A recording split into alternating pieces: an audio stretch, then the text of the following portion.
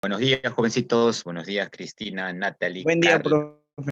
Milagros, Uday. Buenos días, María, Sebastián, Nicole, Digna, Ana Belén, Samuel, Iker, Maite, Pedro, Jacob. ¿Cómo estamos? ¿Todo muy bien?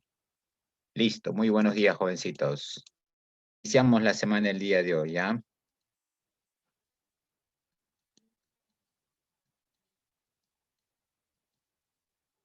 Mm, Ya. Buenos días, Cristina. Bien, mira, este año 2021, ¿qué se va a celebrar a nivel nacional con bombos y platillos por parte del gobierno y demás? ¿Qué vamos a acontecer en este año 2021? ¿Mm? A ver, respóndeme. Vamos a acontecer Bicentenario. el bicentenario, claro que sí, muy bien, Milagros, muy bien. 200 años de vida independiente. Entonces, hoy vamos a ver lo que es el tema de la independencia en nuestro país. Pero vamos a verla desde una perspectiva crítica, analítica. El día de hoy vamos un poco a romper el mito de por qué la historia tradicional ha ensalzado, por no decir ha sobredimensionado la figura de San Martín y Bolívar, aduciendo pues que gracias a estos personajes es que el Perú logró su llamada independencia política. Recuerda que en ese proceso, en el año 1821, lo único que hace nuestro país es lograr su independencia política, más no económica. ¿Por qué no económica? Porque desde la República, desde el inicio de la República, 1824 ya oficialmente, el Perú pasó a ser dependiente económicamente de Inglaterra. Y hoy, en el año 2021, te pregunto, ¿somos un país independientemente en el plano económico, independientes? O sea, a nivel económico somos independientes. ¿Por qué? No, Obviamente que no. Por lo tanto, la independencia que hoy planteamos, el sistema que hoy planteamos es solamente a nivel político, ¿ya? Y tú sabes, pues, que en una sociedad, ¿qué aspecto pesa más? ¿Lo económico o lo político? Creo la que la respuesta. guita, político. ¿Qué prima más en un Estado? ¿Lo económico o lo político? Económico.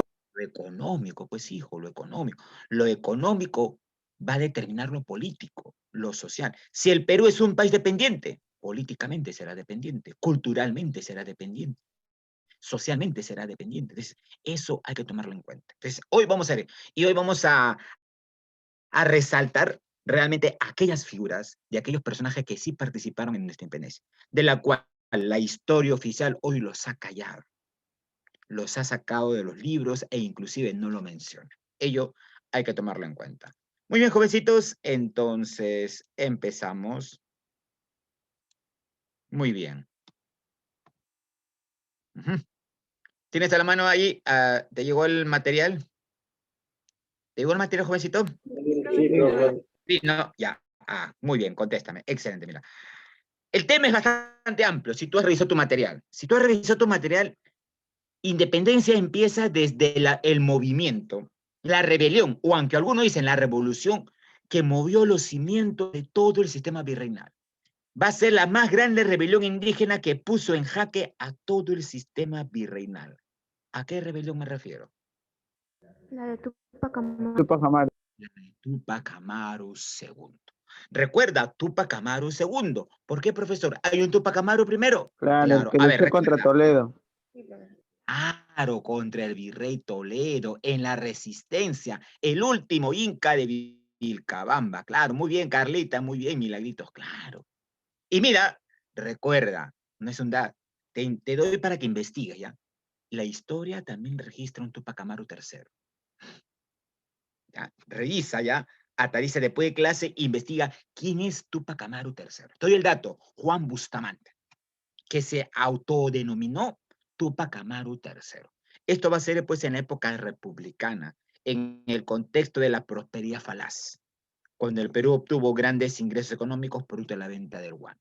Entonces hay un Tupac Amaru I, el último inca de Vilcabamba, como dice el compañero, el que muere a nombres del virrey Toledo, Tupac Amaru II, personaje que hoy vamos a ver, y Tupac Amaru III.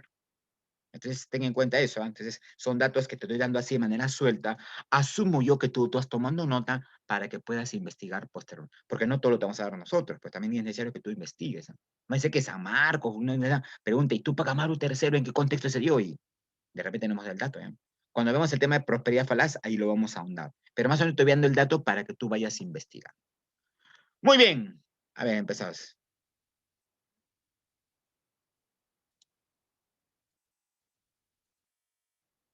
Muy bien. Aquí tenemos los objetivos.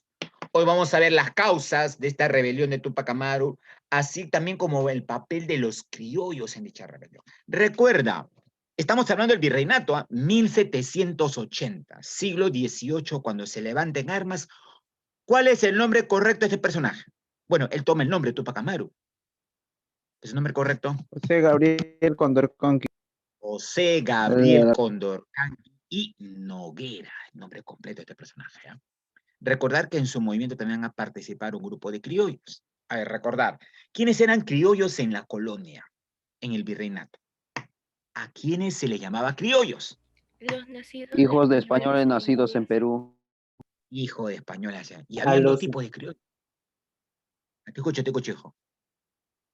Te escucho, mi estimado. Vamos, habla, no hay problema. Ajá, claro, muy bien, Nicole, mira. Ahora, habían dos tipos de criollos. Los criollos ricos, que debido a su posición económica habían adquirido títulos nobiliarios.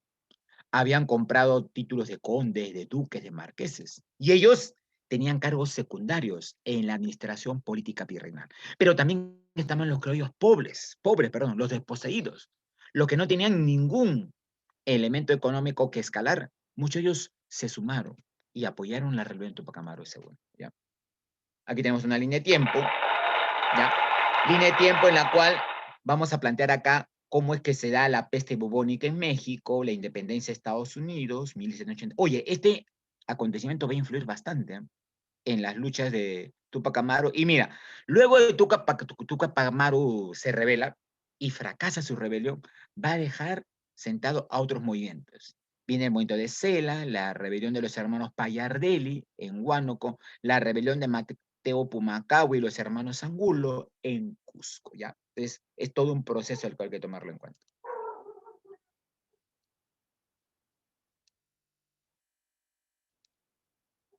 Entonces, a ver, tenemos acá. Ya, a ver.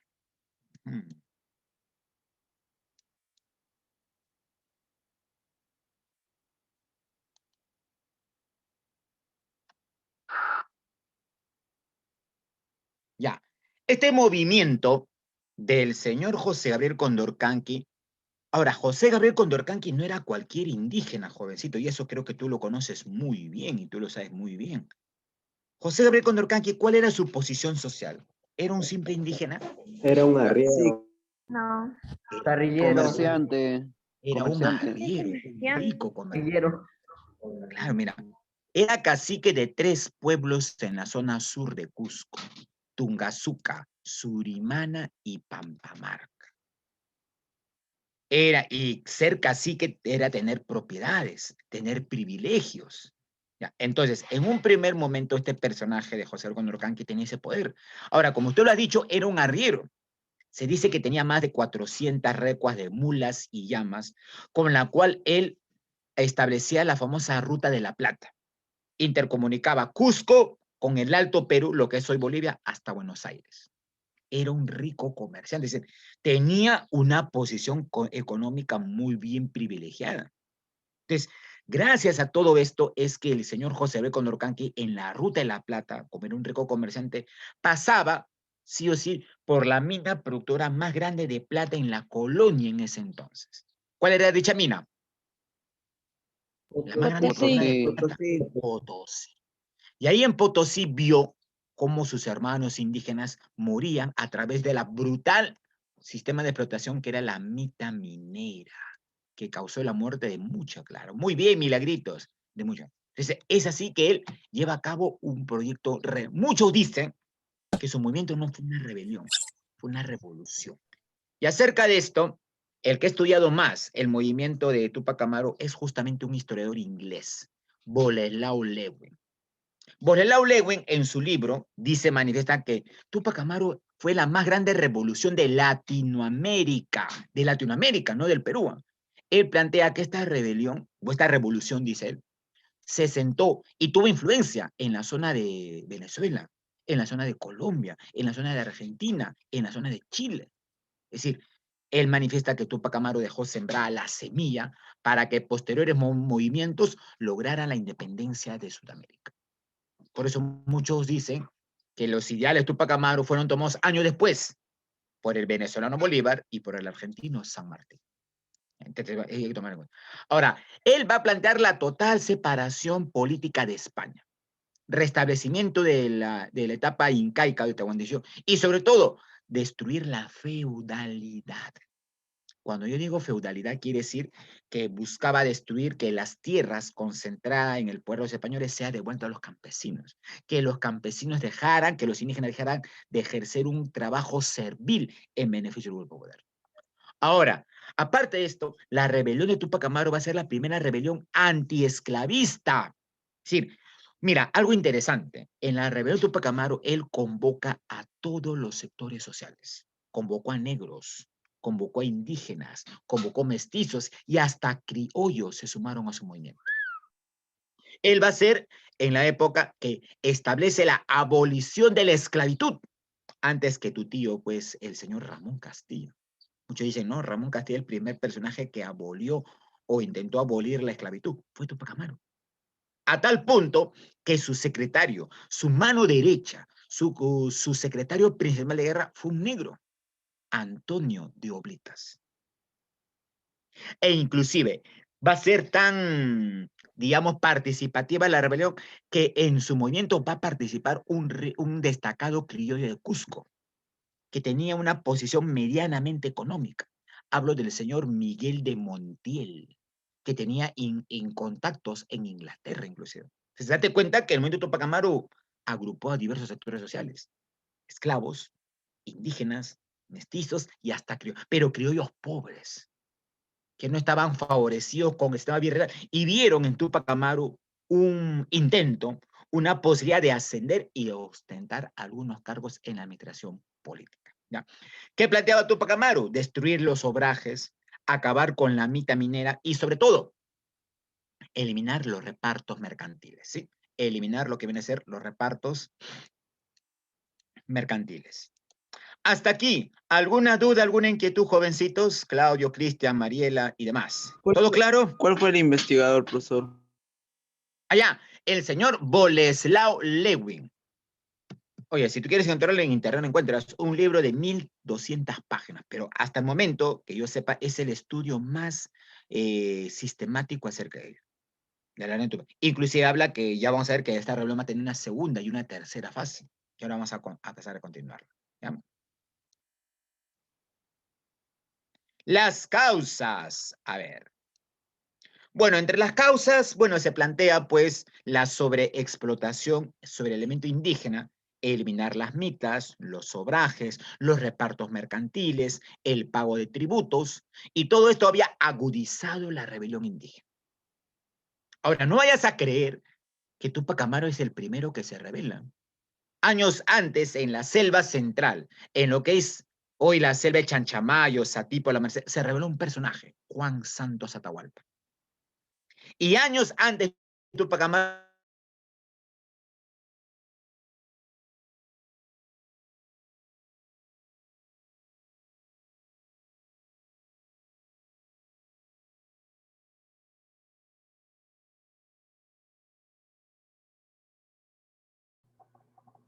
¿Qué pasó? dice que en la etapa virreinal hubieron más de 170 rebeliones indígenas. Unas de mayor importancia, otras de no tan importancia, pero rebeliones al fin de cuentas, lo que demuestra que los indígenas lucharon contra este sistema brutal de explotación. Lo que hace Túpac Amaru es sintetizar todas las rebeliones que se habían antecedido años atrás. Entonces, no vayas a creer que Túpac Amaru II es la primera rebelión, ¿no? Ahora, aparte, en el mundo andino se creía mucho en la utopía, el mesianismo. A ver, en términos católicos, ¿qué es el Mesías? Es aquella persona que Dios manda a su Hijo que se convierta en hombre para redimir los pecados del mundo. Algo así se pensaba en el mundo andino. Recuerda que el indígena va a adoptar la religión católica, pero lo va a sintetizar con sus elementos culturales andinos. Y ellos plantearon que existía un Mesías andino, que el gran Huiracocha iba a mandar a su hijo para restablecer el Tahuantinsuyo, liberarlos del dominio español y expulsar a los españoles. En el mundo andino se creía eso. Y hasta hoy, algunos grupos andinos siguen creyendo en la llegada del El mesianismo. Incarri. Claro, el famoso Incarri. Muy bien, mi estimada, claro. Entonces, es por eso que muchos grupos indígenas, muchos equipos indígenas, apostaron por la Runtupa. Pensaron que era el personaje llevado a cabo de concretar este mesianismo andino en beneficio de los sectores populares. Entonces, mira, Tupac Amaru tenía una gran posición económica, era un rico cacique. Dejó todo esto para entregar la lucha y sobre todo la defensa de la condición indígena y buscarlos, liberarlos del dominio español. Entonces, eso tenga que tomarlo en cuenta, ¿ya, mi estimado? El proceso. Un momentito, ya. En un primer momento, escúchame, en un primer momento, José Gabriel Condorcanqui Tupac Amaru plantea su etapa legalista. ¿Qué quiere decir legalista? Dice nuestra historia. Es la etapa en la cual él buscó formalizar sus reclamos frente al virrey. Desde Cusco, viene desde Cusco hasta Lima a entrevistarse con el virrey. ¿Y qué le plantea al virrey? Le plantea, uno, que le reconozcan su título de Inca. Se cuenta que José Gabriel Condorcanqui, su abuela era Juana Pilcohuaco, y Juana Pilcohuaco era nieta directa descendiente de Huayna Cápac. Por lo tanto, del lado materno, José Gabriel Condorcanqui tenía cierta ascendencia al linaje inca. Y lo que quería en Lima era que le reconozcan ese cargo de título de noble de inca. Y aparte, le pide al virrey anular la mita minera, el brutal sistema de explotación que recaía sobre las masas indígenas. Pregunta, ¿qué crees que hizo el virrey?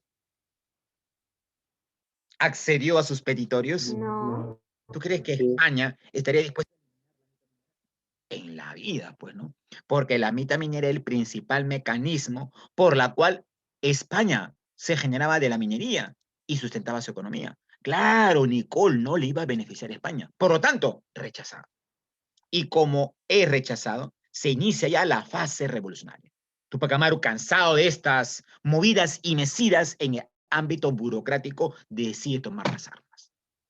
La rebelión estalla en Tinta, 4 de noviembre de 1780, grábatelo, fecha histórica, Tinta, en la cual van a justiciar en un juicio popular al corregidor Arriaga, el más odiado en la zona sur.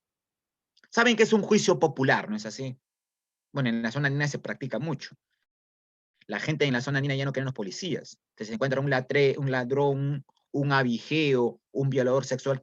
¿Qué hace el pueblo en la zona andina? Al no creer en la policía. Hace el juicio popular. ¿Y qué es el juicio popular? Si lo sabes, ¿no? Pero lo llevan a la persona desnuda a la plaza, lo flagelan hasta que muere, incluso en unos casos, y dicen, tomamos justicia con nuestras manos. Porque ya después la gente ya no tiene mucha garantía con el sistema judicial en nuestro país. Pues. Entonces, algo similar pasó con Arriaga. Le hace un juicio popular y lo condenan a la horca. Muere ahorcado el corregidor Arriaga. Esto va a dar el inicio a la rebelión, con la cual en poco tiempo José Gabriel Condorcanqui va a tener respaldo de miles de indígenas, mestizos y un grupo sector de criollos. Entre ellos, Miguel de Montiel, anótalo, Miguel de Montiel, rico, criollo de clase media que inclusive tenía conexiones con Inglaterra. Se hablaba, hay una hipótesis que habla de que posiblemente Miguel de Montiel trató de contactar ciertos elementos o mercaderes ingleses para apoyar financieramente a la rebelión de Tupac Amaru, cosa que realmente no ocurre. Con todo esto, marchan a Tungazuca, destruyen los obrajes de Pomacanchi y Quiquijana, liberan a los esclavos negros y su movimiento en menos de 2 meses logró captar muchos adeptos. Eran más de 8.000 a 10.000 indígenas armados. El 10 de noviembre, José Gabriel Condorcanqui se proclama Inca, rey del Perú. elimina las mitamineras, los obrajes, repartimientos y corregimientos. Y luego otorga la libertad a los negros. Escúchame, Tupac Amaru es el primero que otorga la libertad a los negros. El primero, 1780. Por eso su rebelión no solamente es anticolonial, no solamente es antifeudal, sino también es antiesclavista. El 18 de noviembre, Tupac Amaru obtiene su más contundente victoria sobre las tropas realistas en la batalla de Sangararara.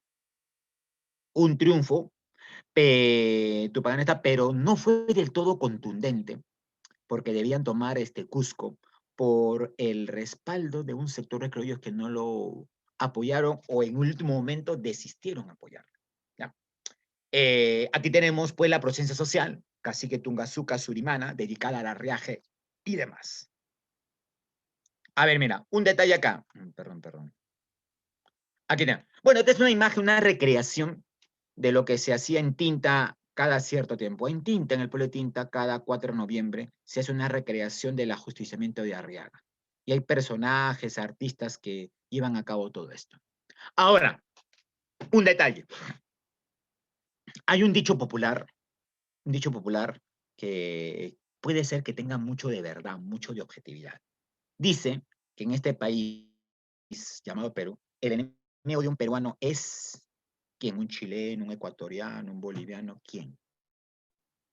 El El mismo. enemigo de el mismo peruano. Oye, esa frase popular pareciera que tiene un poco de objetividad. ¿Eh? Bueno, si analizamos los hechos históricos, algunos hechos históricos. Mira, lamentablemente José Gabriel Condorcanqui, como cacique que era, no logró cohesionar a los demás caciques de la región. Hubieron caciques, al igual que Tupac Amaru, que en vez de luchar con Tupac Amaru, lucharon contra Tupac Amaru. ¿Por qué?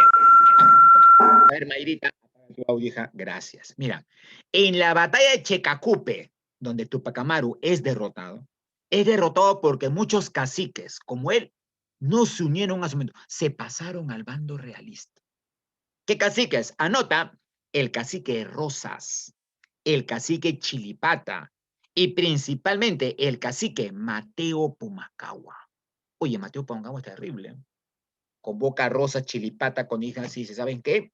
Vamos ante el virrey. Llegaron hasta allí y me dijeron, nosotros sabemos cómo derrotar a Tupac Amaru. Denos hombres, municiones, pertrechos, armas, y lo hacemos. Y se ocurre. La batalla de Chacacupe fue batalla entre indígenas contra propios indígenas. Indígenas que luchaban bajo la dirección de Tupac Amaru e indígenas que luchaban bajo la dirección de Mateo Pumacahua. Entonces, acá, ¿qué pesó más en Mateo Pumacahua? Sus intereses de apoyar a sus hermanos, la nación indígena, o sus intereses personales. ¿Qué primó en Mateo Pumacahua? Intereses personales. Intereses personales. Ahora, mira, un detalle más. Tupac Amaru buscaba eliminar la mita minera. Se manifiesta que Mateo Pumacahua tenía muchas minas al sureste de Cusco. Él piensa y dice, si se elimina la mita minera, no hay mano de obra para trabajar mis minas. Yo como cacique voy a perder mis posiciones económicas, voy a perder mis tierras, mis propiedades, mis siervos. Entonces, ellos más pensaron en sus posiciones personales y de grupo que en las posiciones colectivas. Por eso que la rebelión fracasa. Por eso la rebelión fracasa. Y Tupac Amaru es derrotado en Checacupe gracias a que Mateo Pumacahua recibió apoyo de las tropas virreinales y el apoyo del cacique Rosas y el cacique Chilipata. Eso hay que tomar. Y eso refleja una grave contradicción en nuestro país. Lamentablemente, el Perú, jóvenes, no es una nación. No somos una nación. Aunque en tu DNI dice nacional peruana, eso queda simplemente en el cartón. En la práctica no somos una nación. Porque si fuéramos una nación, ¿qué implica una nación? Un pueblo donde existe un grupo humano cohesionado bajo ideales, que tiene una tradición histórica común, que tiene metas comunes y tiene aspiraciones a largo plazo. Mira, te digo un dato. Desde que el Perú es república, 1824, ningún gobernante ni ningún partido político han planteado un proyecto de país como nación. Hasta hoy, a los actuales candidatos que yo los estoy viendo en la escena que más parece una farándula, no les veo que ninguno de ellos tenga un proyecto político a largo plazo. Solamente muchos de ellos son improvisados, pues, en política, que lanzan mensajes populistas para captar el voto de la población que está desesperada, por así decirlo. Ese es el grave problema que tenemos como país. La pregunta es, profesor, ¿qué hubiera pasado si Mateo Pumacahua, el cacique Rosas, el cacique Chilipata, se hubieran unido a Tupac Amaru? ¿Qué hubiera pasado? Cambiemos un poco la historia. ¿Qué crees? ¿Qué hubiera pasado? Dime. Oye, se hubiera tenido un éxito. Hubiera sido estos caciques con Tupac Amaru juntos se hubieran hecho pues una gran fortaleza, y posiblemente se hubiera logrado la independencia. Antes que llegue San Martín, posiblemente, digo. Entonces, pero factores internos, la falta de unidad, la falta de un colectivismo y más primó los intereses individuales, este movimiento tendió al fracaso. Entonces, eso tienes que tomarlo en cuenta, ¿ya, mi estimado jovencito? ¿Ya? Eso hay que tomarlo en cuenta, ¿sí? Luego Tupac Amaru va a ser sentenciado. Pues bueno, tú ya conoces pues todo el trámite en sí. Mira, desde España, el rey de España, uy, el rey de España se había preocupado, ¿eh? Mandó a un personaje llamado el Visitador Areche, más conocido como el carnicero. Bueno, ya sabrás por qué le llaman el carnicero, ¿no? Por lo cruel que va a ser al momento que ajusticia a Tupac Amaru. Cuando Tupac Amaru es encarcelado, lo tortura para que el nombre dé el nombre de sus colaboradores. Tupac Amaru no da nombre alguno. Las únicas palabras que dice Tupac Amaru que muestra su sabiduría, porque Tupac Amaru no era cualquiera, había estudiado en el Colegio San Francisco de Borja, el más prestigioso en Cusco, hablaba inglés, francés y latín, aparte del castellano y el quechua, o sea, era una persona muy culta. Él dice, señor, le dice al visitador de viene en la cara, aquí los dos únicos culpables somos usted y yo. Usted por oprimir y maltratar a mi pueblo y yo por querer liberarlo. Por lo tanto, ambos merecemos la muerte. Son las únicas palabras que dijo José B. Condorcanqui en todo su juicio. Ahora, recordar que en el momento de Tupac Amaru también hubo una participación femenina, cosa que los libros no lo registran. Micaela Bastida, su esposa. No solamente ella, estuvieron las primas, Teresa, Juana, principalmente Condorcanqui. Estuvo una mujer cacique, era la única mujer cacique en Cusco. Oye, ¿había mujeres caciques? Sí. La señora Tomasa Tito Condemaita, cacica del pueblo de Acomayo. Esta mujer vendió todas sus tierras, todas sus minas, para entregar las riquezas a la causa rebelde, a la revolución. Pero los libros lo han borrado, pues, a Tomasa Tito Condemaita. Anótalo si es posible para que puedas tomar en cuenta ello.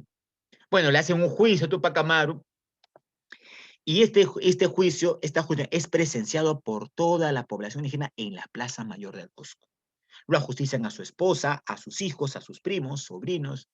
El que presenció todo este espectáculo sangriento, que era un show mediático que había hecho Areche, fue el último de los hijos de José Gabriel Condorcanqui, el niño Hipólito, de tan solamente 7 años. Imagínate lo traumático que debió ser un niño de 7 años ver cómo ajusticiaban, asesinaban, descuartizaban, decapitaban a sus hermanos, a sus tíos, a sus primos, a su madre y a su padre. Esto va a ser, a partir de aquí, el virreinato peruano prohibió que los indígenas hablaran quechua, prohibió que los indígenas, digamos, utilizaran la vestimenta típica de ellos, se eliminan los corregimientos y se crea una nueva institución llamada las intendencias, ¿ya? Las intendencias. Aquí tenemos las consecuencias. A ver, vamos a ver aquí las consecuencias. A ver, mira, observa. En las consecuencias, como te dije, se eliminan los corregimientos, porque supuestamente la corona española, los corregimientos era el factor del detonante de la rebelión, pero las intendencias en la práctica tuvieron casi las mismas funciones que el corregimiento. Es decir, en términos de función, no cambió, solamente cambió la forma nada más. Se van a abolir los repartos a indígenas, los repartos mercantiles, se crea la audiencia del Cusco para tener un mayor control de la población indígena, se prohibió el uso del quechua. No tenía que haber quechua en Cusco porque se pensaba que en quechua los indígenas podían tramar una posible rebelión. Y los vestidos y adornos incaicos. A partir de ahí, el virreinato obligó a los indígenas en Cusco a utilizar vestimenta netamente europea, o española. Pero un detalle más. Muchos piensan que muerto Túpac Amaru acaba la rebelión. Eso es falso. Por eso revisa el libro que te dije. La rebelión va a continuar aquí, en el Alto Perú. Hoy, la zona del Alto Perú, ¿qué país es? Bolivia. Bolivia. Oye, Bolivia es un país artificial, ¿ah? Bolivia, históricamente, siempre ha formado parte del Perú. Bolivia y Perú son pueblos hermanos, amigos, que tienen casi la misma cultura, la misma identidad, tradición. Bueno, dicen algunos, lamentablemente bajo causas políticas, un venezolano separa el Alto Perú y crea la República de Bolivia. ¿A qué venezolano me refiero? ¿Hugo Chávez? No, Bolívar. el señor Bolívar. Pues dicen que fue el error político más grave que va a hacer Bolívar, ¿no? Separar a dos pueblos hermanos. Entonces, en lo que es hoy Bolivia, la rebelión continúa con este personaje, Julián Apaza, que va a tomar el nombre de Túpac Katari. Él con los aymaras logran proseguir la lucha de José Gabriel Condorcanqui. Tomaron la paz por más de 100 días, pero por causas también de falta de unidad, fracasaron y fueron masacrados por tropas enviadas desde Buenos Aires y desde Lima, inclusive. Y hay algunos que hablan de que la fase de la rebelión continúa con la fase de la resistencia, con un sobrino de José Gabriel Condorcanqui, Diego Cristóbal Túpac Amaru. Anota, Diego Cristóbal Túpac Amaru, jovencito de tan solamente 17 años, continúa en la lucha junto con Túpac Katari en la zona del Alto Perú. De la zona del Alto Perú, muchos seguidores de Túpac Katari y de Diego Cristóbal se internan en lo que es Argentina, se internan en lo que es Chile. Años después, tú sabes que el primer país que proclama su independencia de España es Argentina. O bueno, lo que era el virreinato de Río de la Plata, lo que es hoy Argentina, 1811, 1802. Y Argentina logra dicha independencia con el apoyo de Inglaterra. Los primeros cañones que compra la Armada Argentina y el primer batallón que van a llevar a cabo para su lucha contra la independencia se va a llamar Batallón Túpac Amaru, en honor a José Gabriel Condorcanqui y a sus rebeldes que tuvieron influencia en el Alto Perú. Se dicen que Diego Cristóbal Túpac Amaru llegó hasta Argentina, fue nombrado senador vitalicio por un tiempo y apoyó a la causa de la independencia argentina, ideológicamente y políticamente. A tal punto que la bandera argentina, los símbolos que tú ves en la parte central de su bandera, son símbolos netamente andinos, que establecen la influencia de la rebelión tupacamarista. ¿Alguna vez te has puesto a pensar la bandera argentina qué figuras tiene? Si tú revisas, aparecen unas montañas. Sol. Aparece un sol que está amaneciendo. Las montañas en el mundo andino vienen a ser los apus, pues hijo, los apus. El sol que viene a representar, claro, muy bien, milagritos, el Inti, la deidad principal de los incas. Y el lago que aparece de manera quieta es el lago que da origen a los incas en una leyenda. ¿Qué lago es este? Sagrado para el mundo andino, Lago que comparte Perú. Titicaca. El lago Titicaca. Por eso te afirmo una vez más, esta rebelión de Túpac Amaru tuvo carácter continental. Mira, no te miento. Tú vas a Argentina o vas a Chile, conocen más del movimiento Túpac Amaru que el propio peruano. Allá lo conocen, ¿eh? Allá inclusive en Argentina hay monumentos, hay bibliotecas que hablan Túpac Amaru. Pero aquí, lamentablemente, en nuestro país, ni siquiera hay un monumento, ni una avenida. Bueno, hay una avenida Túpac Amaru, creo que cae en Comas, pero de ahí no hay otro más. Dice, este movimiento va a ser mucho más estudiado, mucho más rescatado a nivel externo que a nivel interno. Y este Túpac Amaru va a sentar las semillas de lo que va a llamarse la emancipación y la lucha por la independencia, que lo van a conseguir años más tarde. Bolívar por la zona norte y San Martín por la zona sur. ¿Ya? Hasta aquí, ¿alguna duda, algún detalle, alguna pregunta, jovencito? Habla. Todo claro, ¿no? Claro. Sí, Ya, profesor. listo. Entonces, ten en cuenta, la rebelión de Túpac Amaru no Profesor. termina cuando Túpac Amaru es ajusticiado. Sí, Uday, te escucho. No soy Cristian. ¿Cómo cuántas Perdón, Cristian. rebeliones se dio en el Perú, profesor? ¿Cómo dices, hijo? ¿Cómo escuché tu pregunta, cuántas hijo. rebeliones se dio en el Perú? Aproximadamente más de 140 rebeliones. Entre las más importantes, la de Juan Santos Atahualpa, la de Francisco Inca, la de Túpac Amaru. Hablo de rebeliones indígenas, porque ahora vamos a ver rebeliones criollas. Lo que hemos visto el día de hoy, hasta el momento, son rebeliones netamente indígenas. Los criollos van a tener otra postura y otra participación, ¿ya? Entonces empezamos a ver acá. Vamos a ver cómo los criollos se rebelaron. Un detalle. Las rebeliones criollas en el virreinato van a surgir mayormente en provincia, no en Lima. Profesor, ¿y por qué las rebeliones de criollos se dio mayormente en provincias y no en Lima? Ese es un viejo problema que hasta hoy tenemos, pues. Hoy pregunta en nuestro país, ¿cuál es la ciudad que concentra el poder económico, el poder político, el poder cultural y el poder social de todo el Perú? ¿Qué Lima. departamento? ¿Qué ciudad? Lima, pues. Y mientras Lima crece a un ritmo acelerado, ¿qué pasa con las provincias? Van quedando, digamos, desfasadas, van quedando olvidadas o van creciendo a un ritmo lento. Siempre ha existido ese viejo problema. Has escuchado lo que ha dicho Forsyth hace poco, ¿no? Dice que va a romper con el centralismo de Lima para que Lima no sea centralizado y no sé qué, pero parecía cantito. Pero ni siquiera él mismo sabe qué es centralismo ni sabe qué es descentralismo. Lo que demuestra pues su incapacidad intelectual y también su incapacidad para gobernar un país. Mira, yo no estoy en contra de este personaje, ¿eh? Podrá ser un buen futbolista, deportista, pero creo yo que para asumir un cargo de tan importancia como es la presidencia de la República, al menos debe tener cierta Tío preparación Acuña. académica. Y este señor carece de ello, pues. Carece. Mejor que sí que a lo suyo, pues, ¿no? El fútbol, el deporte, que quizás sea bueno ahí. Ahora, yo no estoy diciendo que el señor Forsyth es malo, ¿eh? No. Como quien dice, cada quien debe estar establecido en el punto en el cual se desarrolla.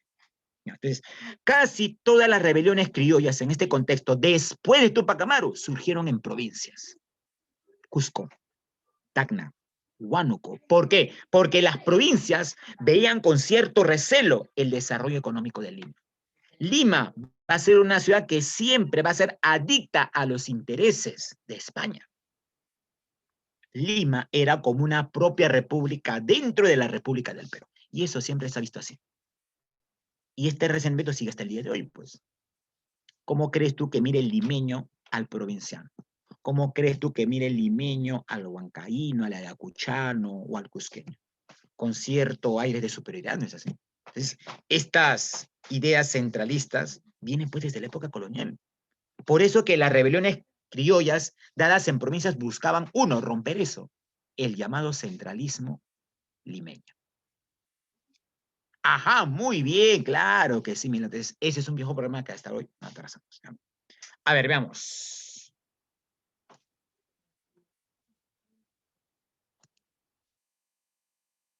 Ya. ¿Qué va a ocurrir en el contexto histórico? Ahora hay que entender esto, tema que veremos ya la próxima clase, el día jueves, cuando vemos la Revolución Francesa. ¿Qué ocurrió en 1808 y 1814 en España? Oye, si no entiendes esto, no se puede entender. En ese entonces ocurrió un personaje que intentó hacer de Francia una gran potencia económica. Llevó a la conquista de Francia de casi toda Europa a Mi través de un gran tío Napoleón. tu tío Napoleón, pues. Y Napoleón invadió España. Invadió España, obligó a que el rey español renunciara y su hermano José Bonaparte asumió el poder. Oye, a partir de aquí, España inicia una guerra de resistencia. Empezaron a armar guerrillas para expulsar al invasor francés. Se formaron juntas de gobierno en España, en Asturias, en León, en Castilla, rechazando la invasión de las tropas napoleónicas. Entonces, escúchame, los criollos de provincia dijeron, oye, esta es nuestra oportunidad, dijeron. Si España está hoy en crisis, es momento para que los criollos nos cohesionamos y luchemos por nuestra independencia. Es así que en América, escúchame, papito lindo, en América se van a formar juntas de gobierno. La Junta de Chuquisaca, en lo que es hoy el Alto Perú. La Junta de Quito, en lo que viene a ser hoy el país de Ecuador. La Junta de Caracas, en lo que viene a ser Venezuela. Y la Junta de Buenos Aires. Estas juntas, formadas por los criollos aquí en América, tenían una función. En el fondo, escúchame, en el fondo decían ser fieles a la corona española. pero en la práctica eran juntas que buscaban la manera como separarse de España, aprovechando que España estaba en crisis. En toda Sudamérica se formó juntas de gobierno, menos en Lima. En Lima no se formó juntas de gobierno. ¿Por qué? Porque en Lima, los ricos criollos de Lima, que tenían mucho beneficio de la corona española, no quisieron nunca la independencia. Eso ten en cuenta. Los ricos criollos de Lima nunca quisieron la independencia. Para ellos hubieran estado fieles a España durante muchos siglos. ¿Por qué? Porque tenían todo. Tenían títulos nobiliarios, poder económico, estatus, tenían población indígena como mano de obra. Entonces, ¿para qué voy a apoyar yo un movimiento separatista y buscarme separarme de España? Implica perder todos mis beneficios económicos. Por eso que en Lima, escúchame bien, en Lima nunca se formó juntas de gobierno. En las demás partes de América sí. Pero todas estas juntas de gobierno fueron desarticuladas, fueron destruidas por un virrey, el virrey Fernando de Abascal. Destruyó a todas las juntas de gobierno, excepto dos. Escúchame, excepto dos. La de Caracas y la de Buenos Aires. Y de estas juntas de gobierno, años después, de Caracas surge la Corriente Libertadora del Norte, liderada por... ¿Quién lidera la Corriente Libertadora del Norte? Claro, tu tío Maduro, ¿no es así? Maduro. Bolívar, pues. Y la de la Junta de Buenos Aires surge la Corriente Libertadora del Sur, liderada por... ¿Por quién? ¿Por Diego Maradona? ¿Por quién? Por el señor... ¿Quién lidera la Corriente Libertadora del Sur desde Argentina? San Martín. San Martín. Claro, Milagros, muy bien, San Martín. Y esto va a iniciar más tarde lo que es la independencia. Entonces, date cuenta cómo se ha encontrado todo esto. ¿Ah? Entonces, esta cuestión... Aquí tenemos pues al gran Napoleón Bonaparte, que será materia de estudio ya el día jueves cuando veamos historia. Un gran genio militar, un gran estratega militar. ¿Ah? Tú revisas las acciones militares de este señor, nadie, es indiscutible pues su talento como militar, ¿no? Pero como político y como persona social ya dista mucho su accionar respecto a ese punto. Aquí tenemos, estas son las acciones como la población española se levantó en armas frente a la invasión de Napoleón, rechazando la intromisión de las tropas napoleónicas en territorio español. Este es un cuadro muy famoso del pintor Goya, Las Matanzas de Mayo. Oye, el pueblo en España fue el que ofrendó su vida, derramó su sangre por la libertad.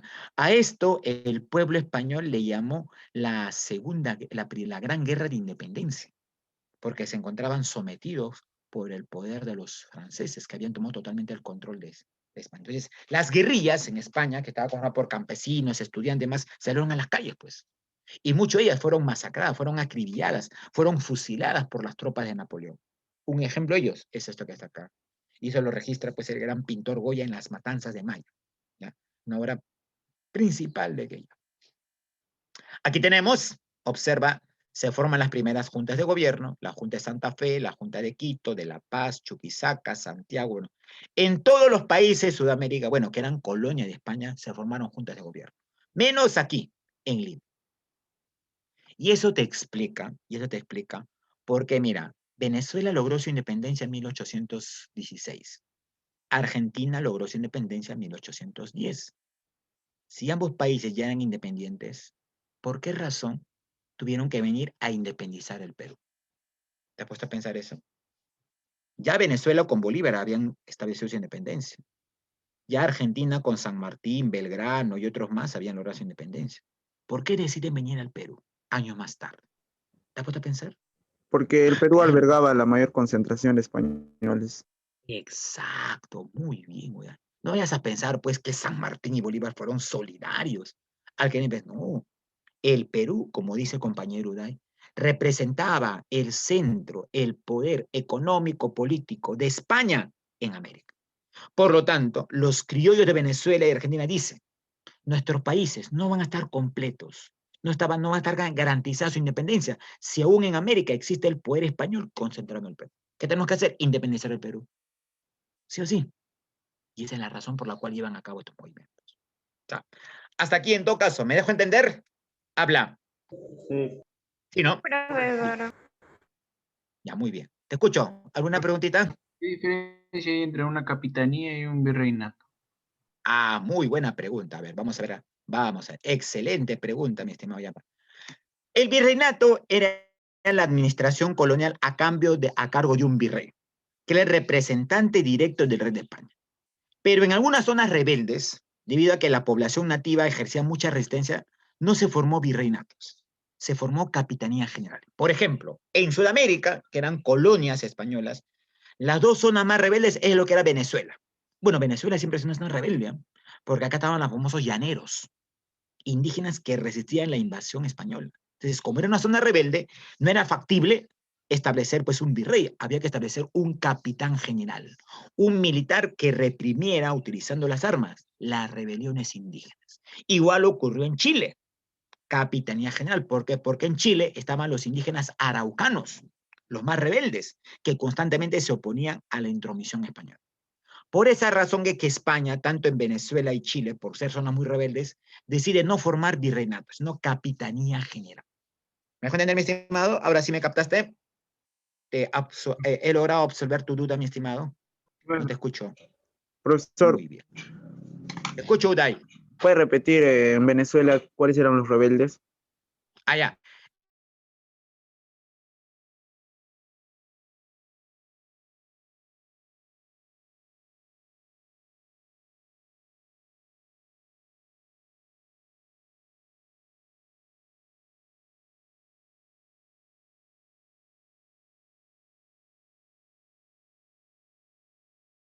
Empezaban a dividir en dos posturas: criollos reformistas y criollos separatistas. ¿Qué planteaban los reformistas? Escúchame, los reformistas planteaban que en el virreinato peruano solo deben haber ligeros cambios, ligeras reformas, para aliviar las contradicciones sociales y aliviar la explotación, pero que el Perú no debía separarse de España. El Perú debía seguir ligado a España. Lo que debía hacer España era reestructurar y cambiar algunos aspectos que no perjudiquen tanto a los sectores indígenas. En cambio, los criollos separatistas, que mayormente eran de provincia, sí buscaban el separatismo. ¿Quiere decir el separatismo? Que el Perú debía separarse directamente de España. Y una vez separada de España, los criollos debían acceder al poder. Y cada postura reformista y separatista va a tener sus representantes. De los reformistas, ahí lo tienes, el señor José Baquijano y Carrillo. Tiene por obra principal Elogio al virrey de Jáuregui. Bueno, el virrey de Jáuregui era el virrey que vino en esa época, y él va a dar un documento de bienvenida, supuestamente un elogio. Se me llega la palabra elogiar, ¿no? ¿Alguien sabe qué es elogiar? ¿Qué es elogiar? Halagar. Halagar. Bueno, supuestamente el discurso debió ser eso, pero el discurso terminó siendo una denuncia. Te resumo más o menos. José Baquijano y Carrillo le pone una metáfora al virrey. Le dice: señor, compara el virreinato como un resorte. En algún momento, la mano que estira tanto el resorte va a terminar por romper el resorte y por dañar la mano que ejerce la fuerza que estira dicho resorte. ¿Qué yo entender con esto, José Baquijano y Carrillo? Que si el virreinato peruano sigue explotando brutalmente a los indígenas se van a levantar en armas. Van a provocar una gran revolución que puede afectar los intereses de los españoles. Eso en términos sencillos decía José Baquijano y Carrillo, ¿no? Está también acá el señor Hipólito Unanue, que inclusive va a ser secretario de San Martín años después.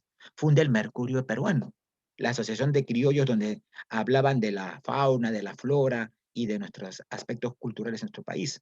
Establece la Sociedad Amantes del País. Y más tarde este personaje va a fundar la Facultad de Medicina de la universidad más antigua de América. ¿Cuál es la universidad más antigua de América? San Marcos. ¿Cuál es su facultad de medicina? ¿Alguien me conoce? La Facultad de San Fernando. La funda el señor Hipólito Unanue. Y escúchame, la Facultad de San Fernando de Medicina es la única facultad de la universidad que está fuera del campus. Tú revisa que la Universidad de San Marcos queda en la avenida Venezuela. Ahí está su gigantesco campus. Todas sus facultades están ahí, menos la de medicina, que está en la zona de San Fernando. ¿Dónde está San Fernando? en lo que es Avenida Grau, a la espalda de la morgue. Ahí funciona su facultad de medicina, donde los estudiantes de medicina van a la morgue, pues, a hacer sus prácticas concretas sobre eso. Claro. Está también acá Toribio Rodríguez de Mendoza, rector del Convictorio de San Carlos. El Convictorio de San Carlos se convirtió en un centro donde se va a discutir mucho de política. Ya tenía la influencia de las ideas de la Ilustración francesa. Los separatistas que planteaban separarse directamente de España, estaba Juan Pablo Vizcarra y Guzmán, que desde Francia escribe su documento llamado Carta a los Españoles Americanos, donde insta a los criollos a tomar las armas y separarse políticamente de España. Está Francisco de Miranda. Ahora, por cierto, la Carta a los Españoles Americanos fue un documento escrito en francés. El que lo traduce al español y lo difunde por toda América y por el Perú es Francisco de Miranda, que también va a apoyar años más tarde a Simón Bolívar.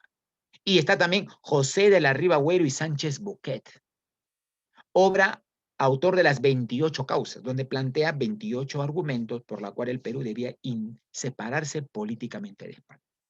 Entonces, esto tenga que tomarlo en cuenta. Y la labor de ellos va a ser importante porque sus ideas cambiaron la forma de pensar de la población, de los indígenas, de los campesinos, que empezaron a plantear un sentido más crítico frente al proceso de la posible independencia de nuestro país. ¿Ya? Aquí tenemos Juan Pablo Vizcarra de Guzmán, tenemos al señor Francisco de Miranda y José de la Riva. Y por último están las principales rebeliones.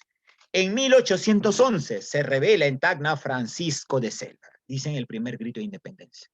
Bueno, no tiene éxito, es derrotado por el virrey Abascal. En Huánuco se rebela Juan José Crespo y Castillo, que también fracasa debido a que los guamalíes no apoyaron su rebelión. En Tacna, después de Sela, Francisco Pallardelli. Supuestamente Pallardelli iba a tener respaldo de los criollos de Buenos Aires, de Argentina, para ingresar por el Alto Perú, por lo que es hoy Bolivia, y llevar a cabo la lucha armada. Tampoco tuvo el respaldo necesario. Y por último, la rebelión más grande, en 1814, la rebelión de los hermanos Ángulo. Oye, mira quién participa en esta rebelión. ¿Recuerdas quién fue Mateo Pumacahua? ¿Quién fue Mateo Pumacahua? Que aparece acá otra vez. Cacique, que había luchado Cacique en durante la contra de rebelión Tupac Amaru. contra Tupac Amaru. Oye, profesor, qué contradicción. ¿Por qué ahora Mateo Pumacahua acá aparece peleando con los criollos a favor de la independencia? Y ya cuando lleva a cabo este momento, este señor era un anciano. Tenía casi más de 66 años. Y decide cambiar su posición. Entonces, date cuenta cómo muchos sectores sociales en el transcurso de su proceso van cambiando de posición. Es algo así como los políticos, pues. Tú ves que hay muchos políticos que cambian de camiseta, cambian de postura, según el contexto. Si hoy postulo por UPP, mañana postulo por Acción Popular, después postulo por el APRA. Dicen, no, mis convicciones son las mismas, cuando en realidad lo único que buscan es un arribismo para ir al poder. Algo similar ocurrió con Mateo Pumacahua. Bueno, dicen que Mateo Pumacahua apoya la rebelión porque los hermanos Angulo en Cusco lo que buscaban era romper con el poder económico, político que tenía Lima. Y es por esa razón que Mateo Pumacahua apoya dicha rebelión. Bueno, la rebelión fracasa por falta de unidad, por falta de tropas, y debido a que desde Lima mandan un fuerte contingente de hombres que aplagan con la rebelión. ¿Ya? Aquí también esta rebelión va, digamos, a erigirse un joven poeta, escritor de los famosos Yadavíes. Mariana Debe Melgar. saberlo. Mariano Melgar, que muere fusilado en Humachil. Un joven poeta que pensaba que estos movimientos iban a ser el detonante para obtener la independencia. Y bueno, pues debido a la falta de unidad, falta de apoyo, falta de logística y demás factores, esta rebelión tiende a fracasar. ¿Ya? Muy bien. Aquí tenemos una de las iconografías de Mateo Pumacahua, que por cierto llegó a ser brigadier de lo que vienen a ser las tropas españolas. Muy bien, jovencitos. A ver, lo dejamos aquí.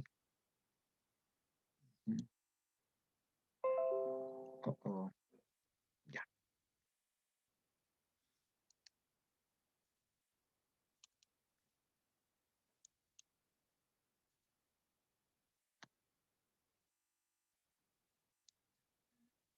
Ya. Ahora sí vamos a ver la parte 2, en este creo que corresponde.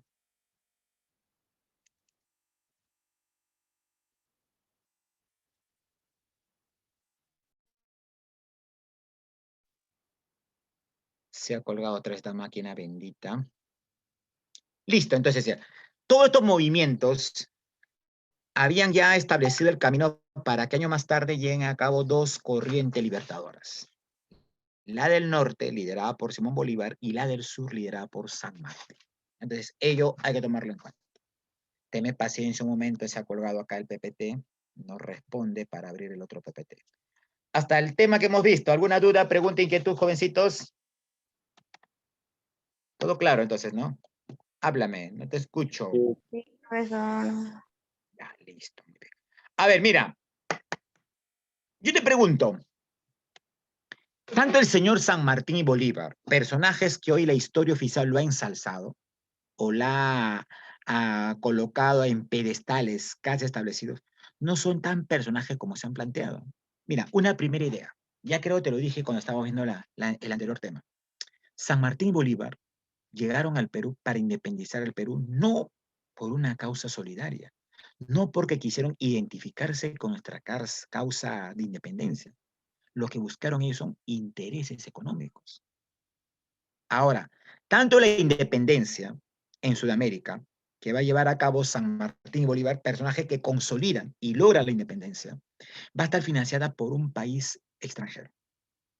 Es decir, detrás de San Martín y detrás de Bolívar, hubieron fuertes intereses económicos de un país que aspiraba a tomar el control del mercado o del mercado sudamericano. ¿Qué país era este? Que era rival de España. En ese contexto, ahí hablando 1800. No, la primera potencia económica en ese entonces. ¿Quién era la primera potencia Inglaterra. económica en 1820? Inglaterra. Oiga, jovencitos, Inglaterra es la que financia tanto a San Martín como a Bolívar. ¿Y por qué? Claro, milagritos, porque Inglaterra era una gran potencia económica, tenía maquinaria, tenía tecnología, tenía desarrollo científico, pero no tenía materias primas. ¿Y a dónde va a apuntar fuente de materias primas abundantes que buscaba Inglaterra? Sudamérica, pues. Por eso que lleva a cabo este proceso. Inglaterra siempre está presente en los procesos históricos nuestros. Años más tarde, y después de la independencia, el Perú y casi toda Sudamérica pasó a depender del capitalismo inglés.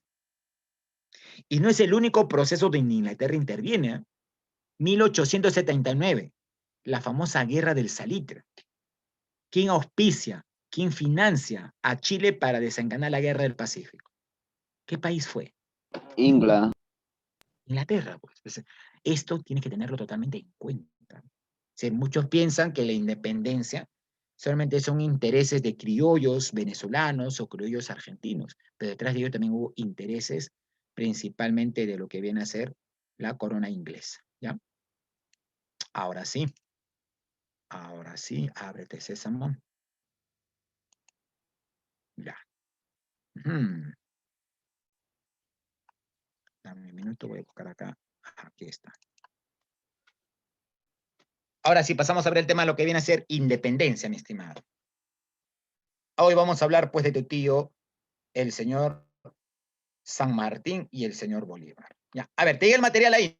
¿No? El PPT, ¿te llega, mi estimado? Respóndeme. Sí, Habla. profesor. ¿Sí, no? Ya, chévere.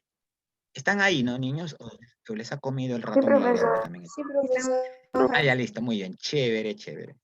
Aquí tenemos... ¿Qué pasó? Bueno, acá tenemos al señor José de San Martín y Matorras. Bueno, ¿quién era José de San Martín? Pues era un rico aristocrático criollo, había estudiado en Inglaterra. José de San Martín participó en las guerras de Napoleón. ¿Eh?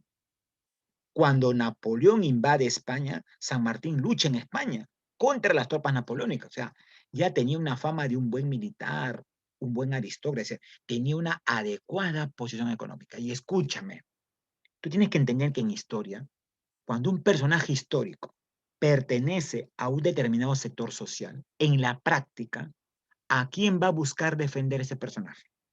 ¿Al sector social que representa o a las grandes mayorías? Representa. Al que representa. Por lo tanto, si San Martín era un rico criollo, un rico aristócrata, siempre, desde que llegó y pisó territorio peruano, va a buscar defender a la rica aristocracia.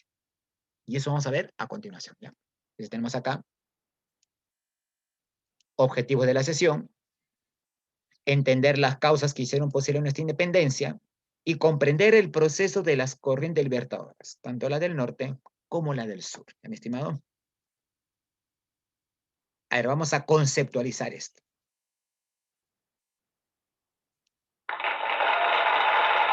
Dice, ¿no?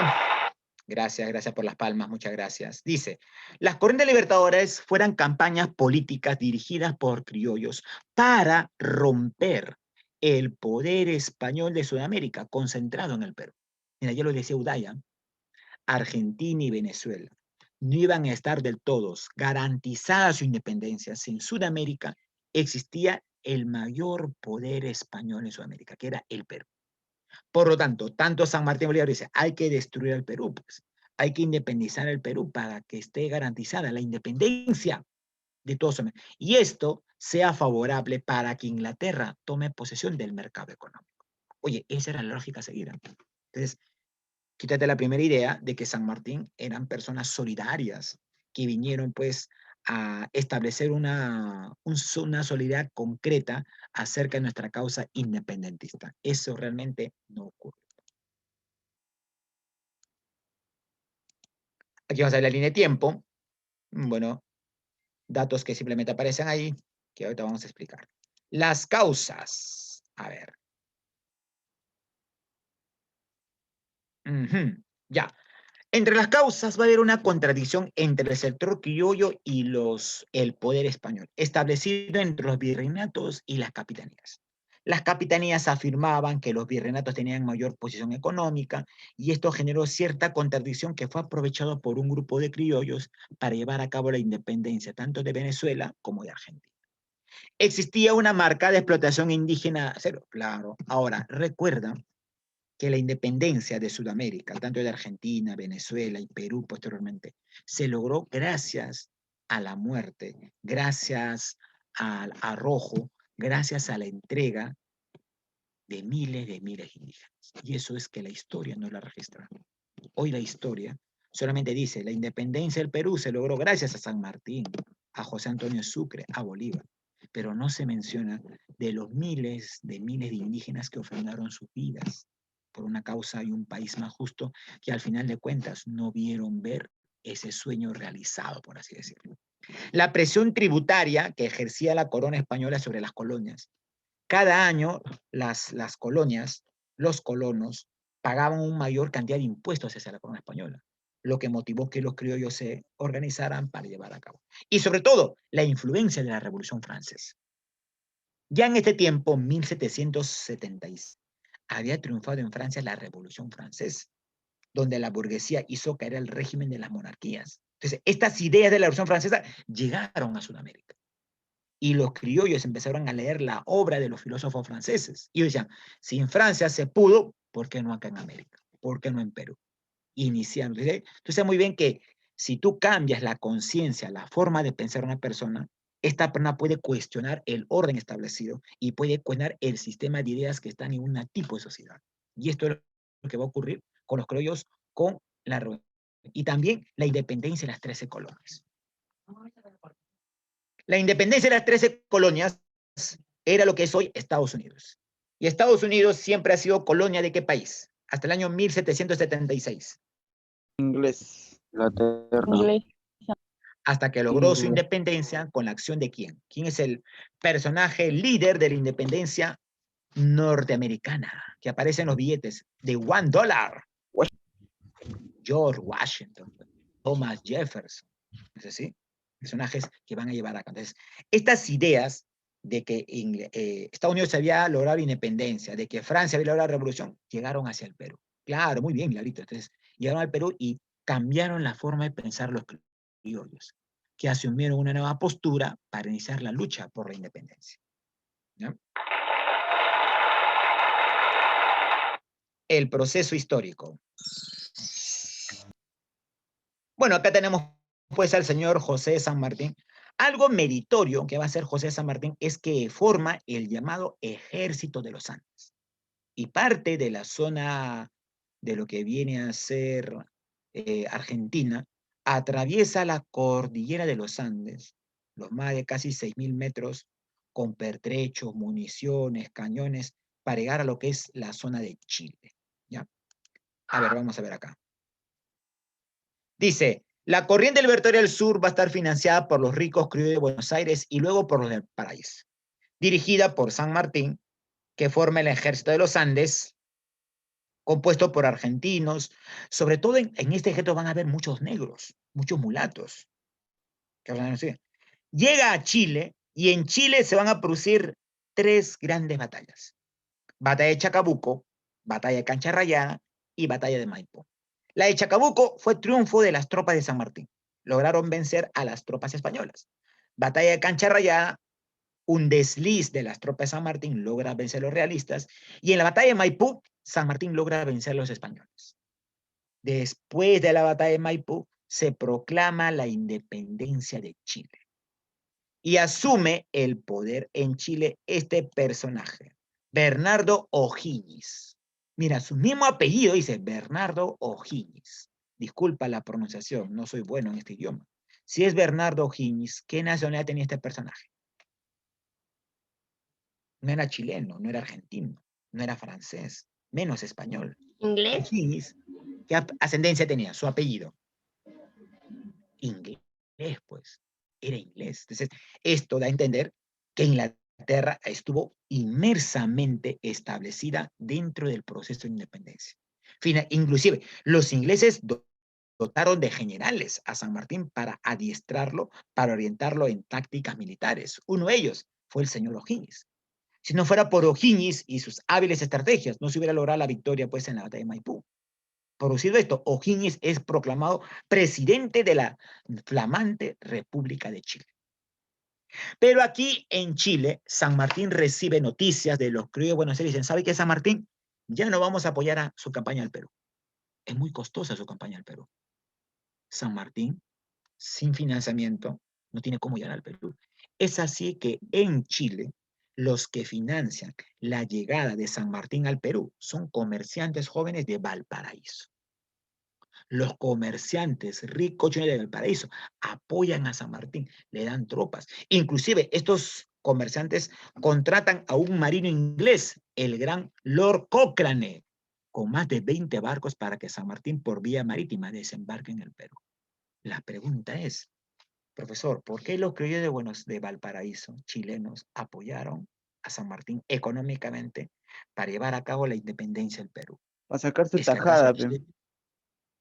Ah, ya, pero ¿cuál es el interés de por medio? A ver, recuerda, a ver, mira, recuerda.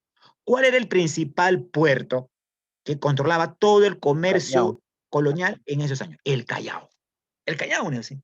Valparaíso siempre vivía a las sombras del Callao. Entonces, mira, un detalle, algo que tiene Chile y que no tiene Perú es lo siguiente. Chile, desde que proclamó su independencia en 1818 aproximadamente, tuvo un proyecto a largo plazo, que hoy lo ha conseguido como país. Su proyecto a largo plazo fue ser potencia económica en el Pacífico Sur e iniciar una campaña de expansionismo. ¿Siempre hacia dónde? ¿Hacia dónde Chile siempre ha buscado expandirse? Hacia el sur, poco probable, vete a la Antártica. Norte. Hacia el norte. Y para hacer ello, debía consolidar su aspecto económico.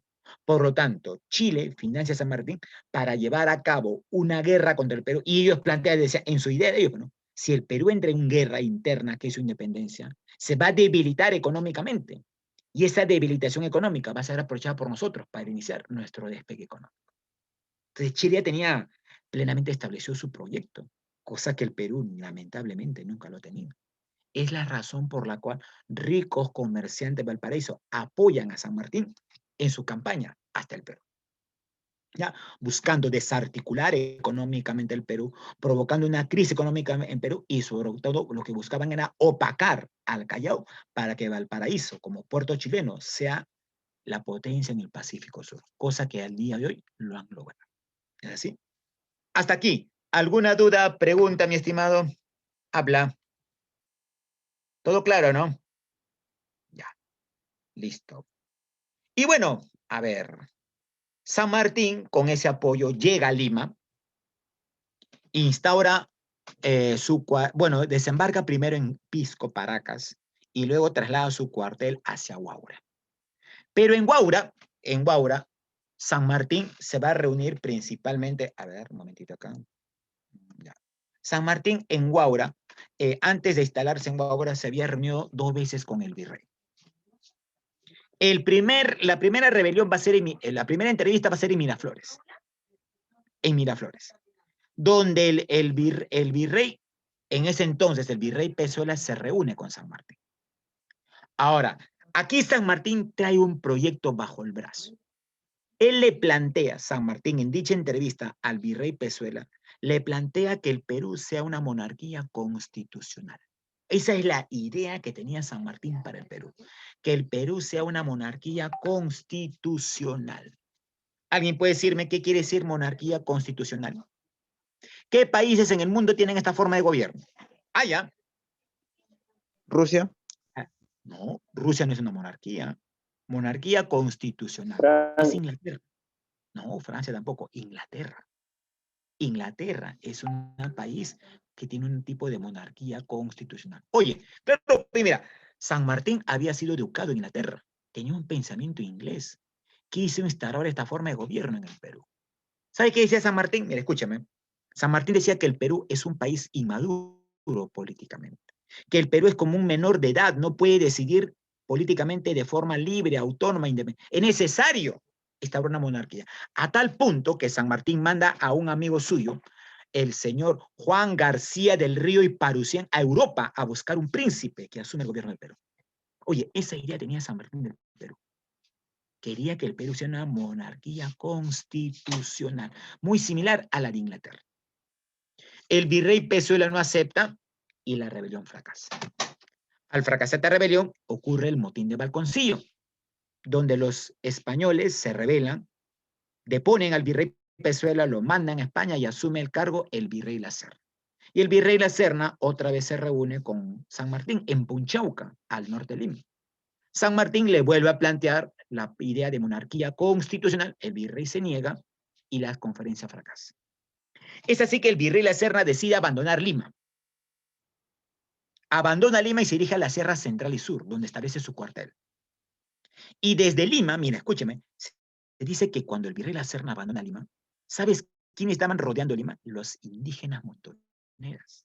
Oye, los que sí creyeron en la independencia fueron los indígenas. Miles de indígenas huyeron de las chacras, de las haciendas, tomaron las armas y formaron guerrillas. Y muchos de ellos se colocaron al pie del Cerro San Cristóbal, en lo que es hoy Lima. Una vez que el virrey La Serna se fue, dicen que estas guerrillas conformadas por indígenas tenían por objetivo tomar la capital e instaurar un gobierno popular. Oye, ese era el objetivo. Yo te pregunto, a los ricos aristócratas criollos les convenía que los indígenas asalten la capital y tomen el poder. ¿Tú qué crees? ¡Contesta!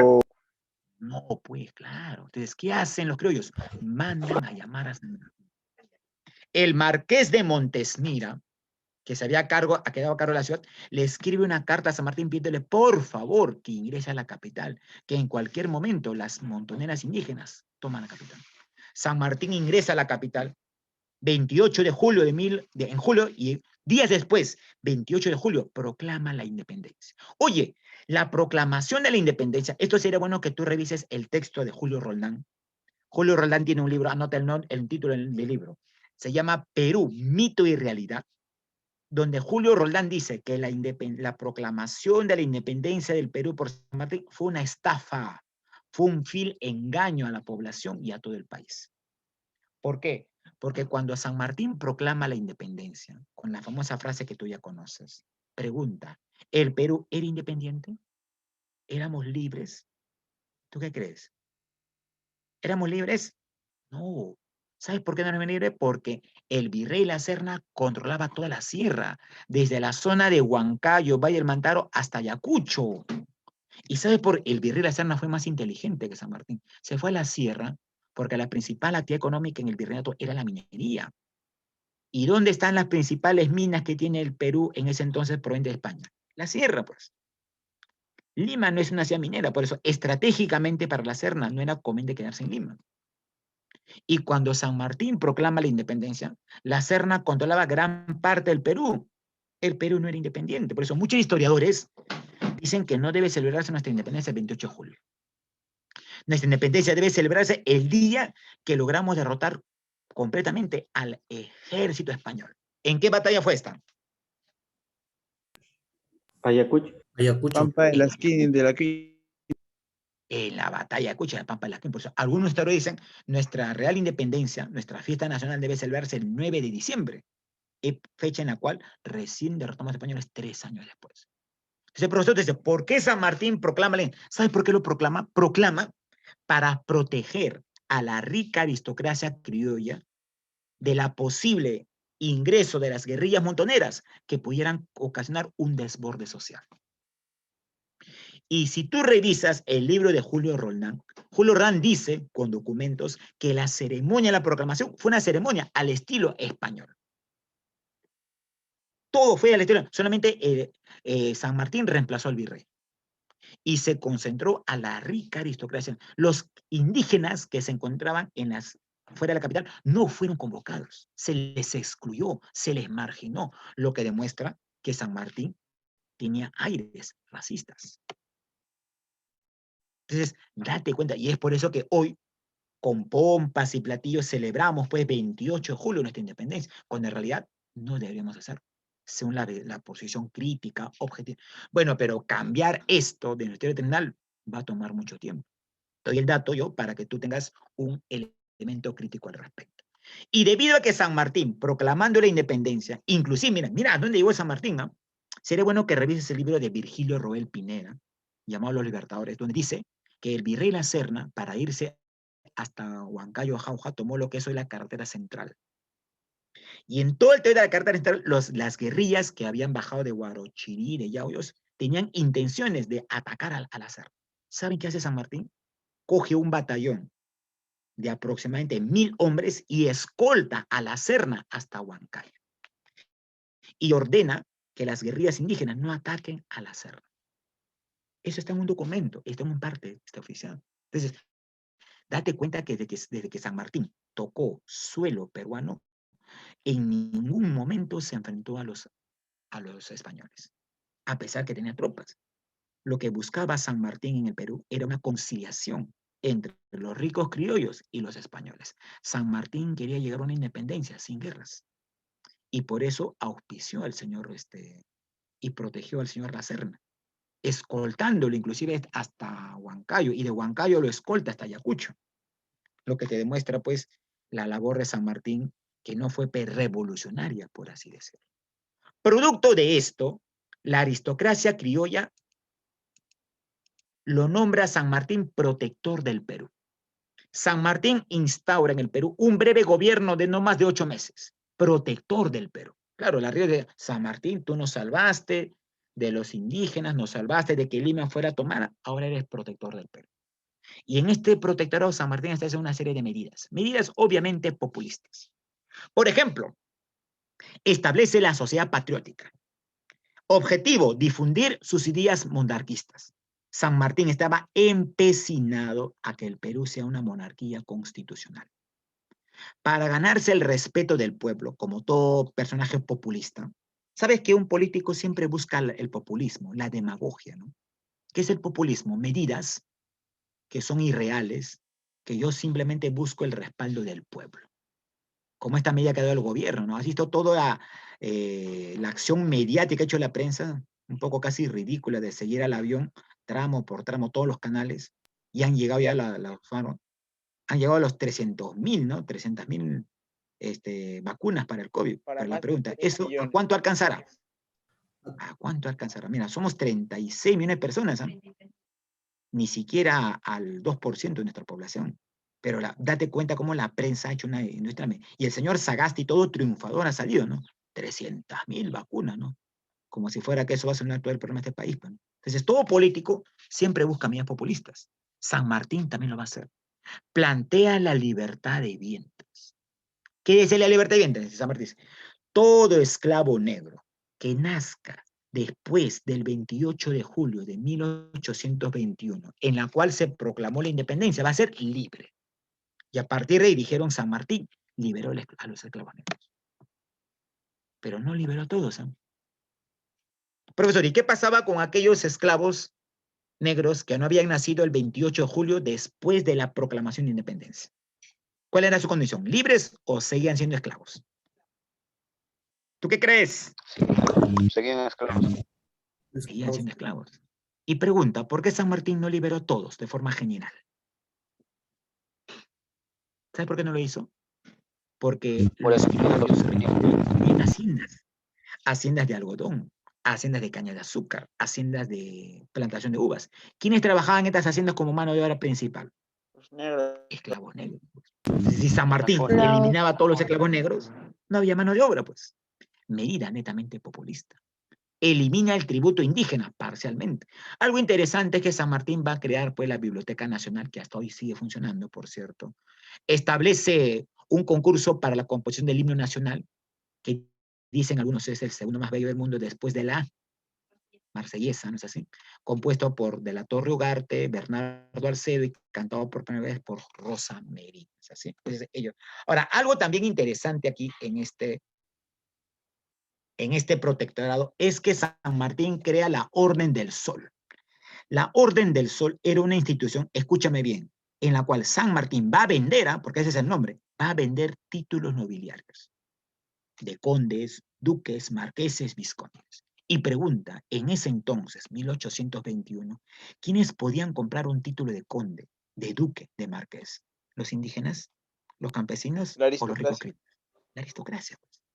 Y para la aristocracia esto era válido, necesario para aspirar estatus y posición económica.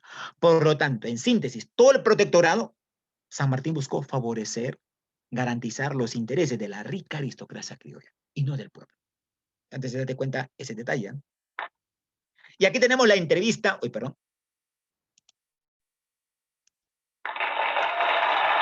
la entrevista de Guayaquil. Se da en julio de 1821. Ciudad de Guayaquil, en lo que hasta el año 1821, ¿a qué país pertenecía Guayaquil? España, Perú. El Perú. Oye, Guayaquil históricamente ha pertenecido siempre al Perú. Lamentablemente, por decisiones políticas, Bolívar nos arrebata y lo va a anexar a lo que va a llamar la Gran Colombia. En Guayaquil se entrevistan Simón Bolívar y San Martín para definir cuál era el proceso para llevar a cabo la independencia del Perú.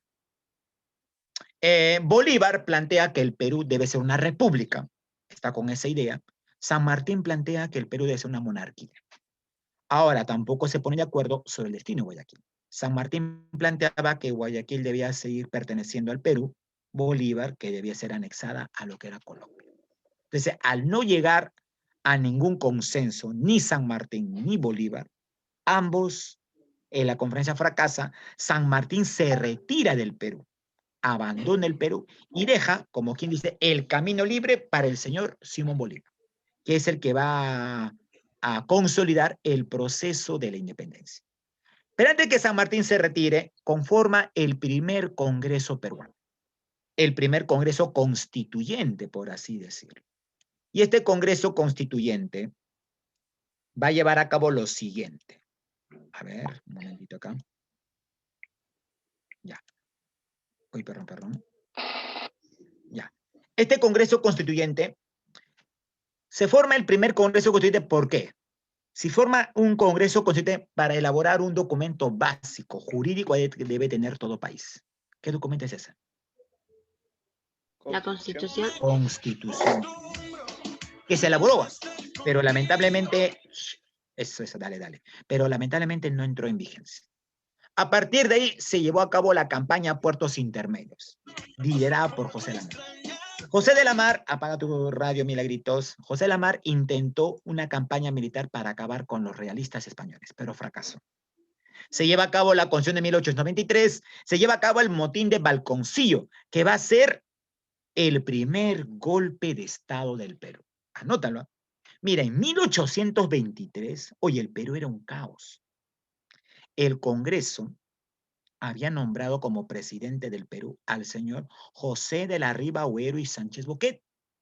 Pero un grupo de criollos al ver que José de la Riva Agüero no hacía nada contra las tropas españolas que concentraban toda la parte sur del país, deciden tomar a cabo un golpe de Estado. Le llamaron el motín de Balconcillo. Y en este golpe de Estado va a asumir, digamos así, el poder de forma establecida. Un momentito.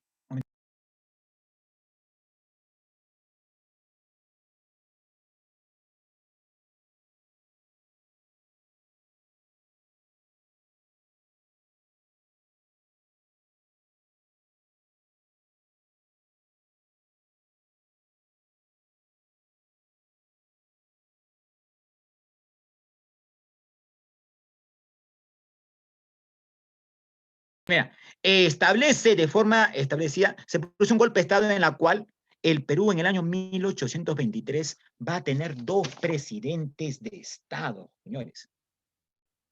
Un grupo de criollos, los criollos hay que recordar que no era una clase cohesionada. Un grupo de criollos se van a aliar con el Marqués de Torre Tagle, y el Marqués de Torre Tagle toma el gobierno del Perú.